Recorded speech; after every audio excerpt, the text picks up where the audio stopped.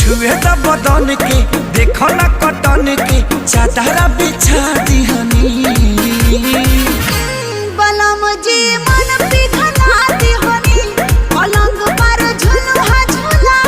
दिहनी बड़ी यार बात बेड अब फान के